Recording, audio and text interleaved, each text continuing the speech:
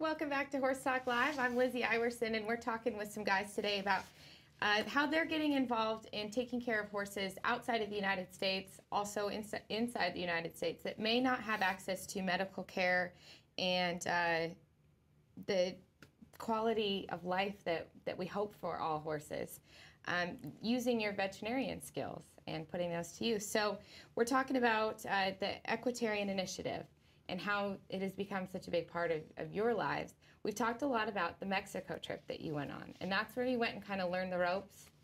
Exactly. Okay. That's just sort of the proving grounds.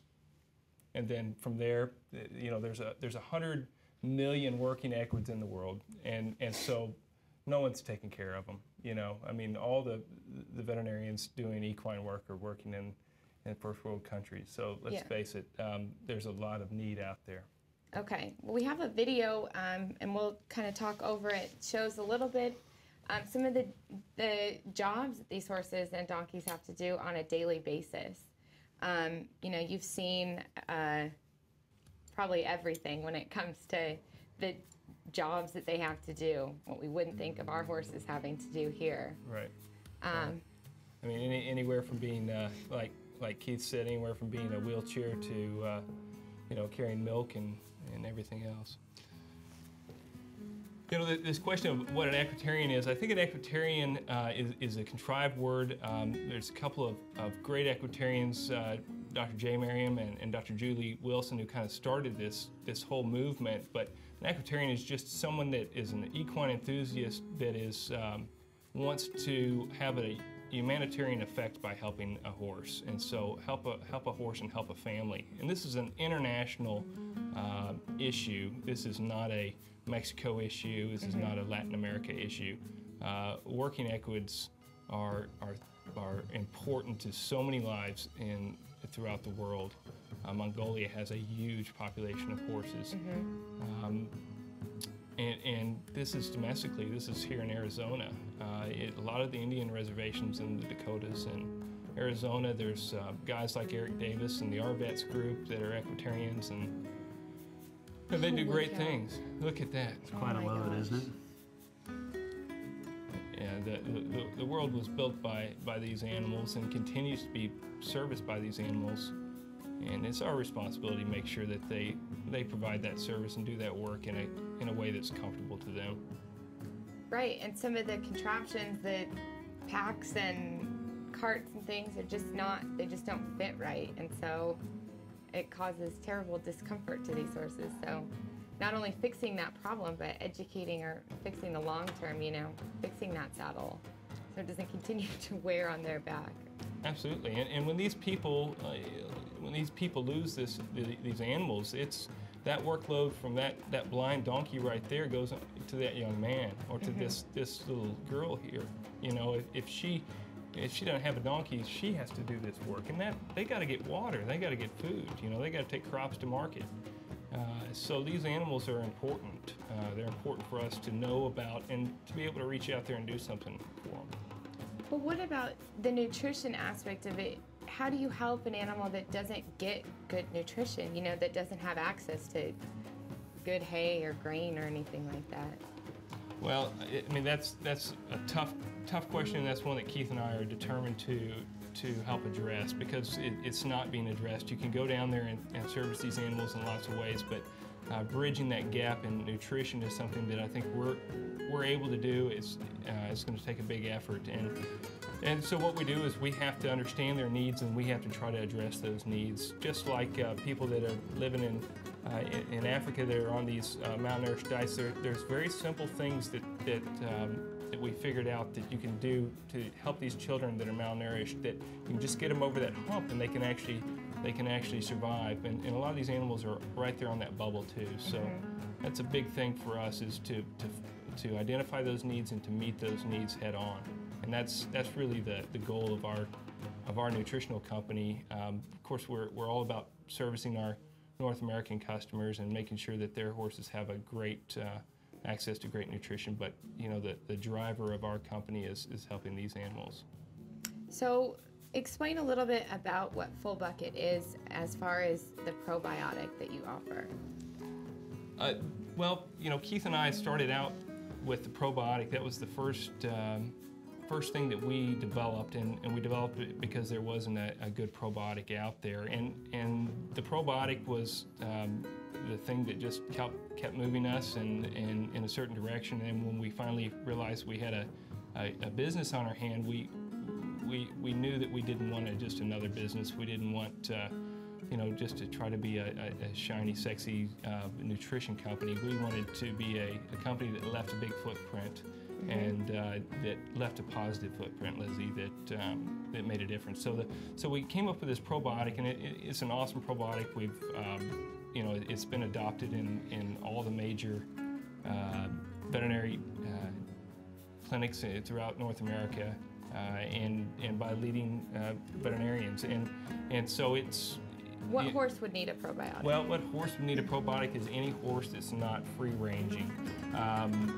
Free-ranging is normal, eating grass 20 hours a day, dealing with the seasonal changes in grass is normal because it occurs very slowly in a natural element. But when you take an animal that is not out to pasture all the time, and that animal is kept in a stall, is traveling, is eating 10 pounds or more of grain every day, it has these major nutritional needs that are having to be met with big-time carbohydrates. You've got to add probiotics in there to try to stabilize what occurs, because all those carbohydrates, and the way that an animal such as a horse gets energy is they ferment food, and that the thing that causes fermentation is microorganisms, little microscopic things that there's trillions of them going on in the horse's intestine. And that whole thing is a big science experiment that's going on in there. And naturally it works very well because, like I say, they're eating the same thing year in, year out. But the way we manage our horses now to have really good athletes is we have to dump tons of energy into that science experiment, and it can create havoc. Yeah. Especially if you take your horse and you trailer your horse, you show your horse real hard on a weekend, and come back and dump a bunch of food in it. And what we're talking about leading to is typically diarrhea or colic upsets. Okay. And so having those probiotics just kind of helps gauge everything, keeps everything in check. There's good microorganisms, bad. It gets rid of the bad ones, feeds the good ones. And so we have a very, very fortified, good type of probiotic that's very scientifically engineered. And it makes a big difference. When you throw something like antibiotics into the picture, antibiotics kill bacteria. Most of what's in the horse's intestine is good bacteria. You can do a ton of damage to a horse that eats a lot of grain because the number of different types of bacteria is very limited in a horse that eats a lot of grain. And when you put antibiotics in there, you kill those off, and now you let the bad ones take over. And these horses founder and die of diarrhea. And it's something that Keith and I deal with. He's a surgeon, and so his post-operative patients that get antibiotics, that's a big problem. I'm an internist. I deal with really sick horses, and I hate seeing these horses come in because they're so hard to fix.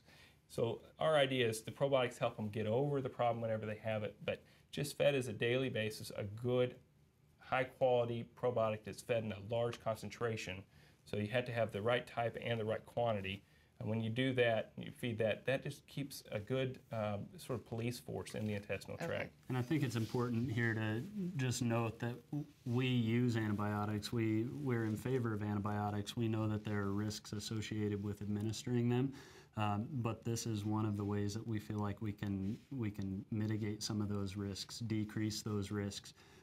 It's something that we have to use in our everyday practice, and it's a very useful class of drugs. So we do use them. We don't want anyone to go away with the idea that don't use antibiotics because your horse may get diarrhea, but because your horse may get loose manure or diarrhea with antibiotics, then let's help stabilize that GI tract with the probiotic.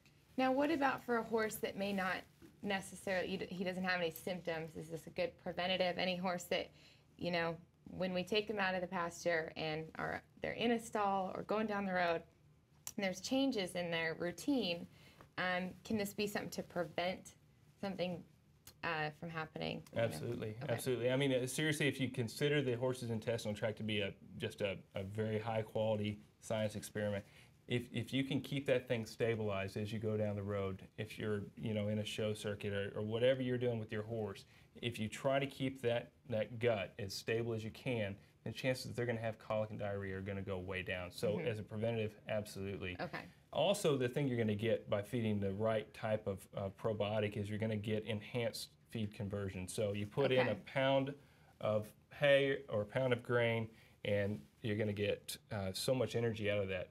Well, by having and feeding the right type of probiotic, they can actually make those horses get more energy per pound of hay or grain. So that it cuts down on your feed bill too.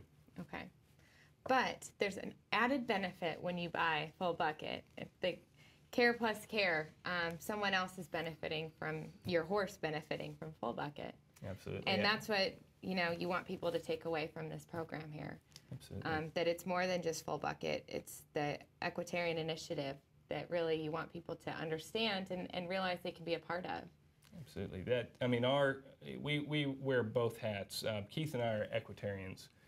We also are businessmen, and we have a company that we have decided will be led by giving. This company will be led by giving. And so we're not just a company writing checks towards a good charity. We live this charity. We go on these trips. We organize these trips. I serve as a board member. And we also have a business that supports these types of charities physically with both money, time, and resources. So it's really a perfect, it's one of the coolest things I've ever done professionally. Oh, I would say so. It's what drives us. Yeah. Well, how can people get involved? We're getting to the end of the program here. We want to make sure people know how they can get involved. Number one is follow us and follow the Equitarian Initiative. Talk to their veterinarian. I think that is key. You don't have to get on a plane and go to a foreign country and get a passport out. Now that option is out there, no doubt, but there's so many ways that we can help people by helping horses, even in our own backyard. Right. So number one, look around in your own backyard. Then look domestically. Look at those areas that are where there are needs, and learn how to fulfill those needs in those animals that are right here in America that need that help. So, you know, that's one of our main goals, is to show people how they can help, and by following us, we're going to bring those opportunities and where people can join us. You know, we have a goal of, over the next 24 months, handing out 1 million supplements to animal working equids, and you know, Keith and I can only hand out so many. So, you know, we're going to need people to come with us, and you know, to carry the flag and to raise awareness. So. That's part of our mission, is letting people know how they can plug in and helping people plug in, because everyone wants to help. Yeah.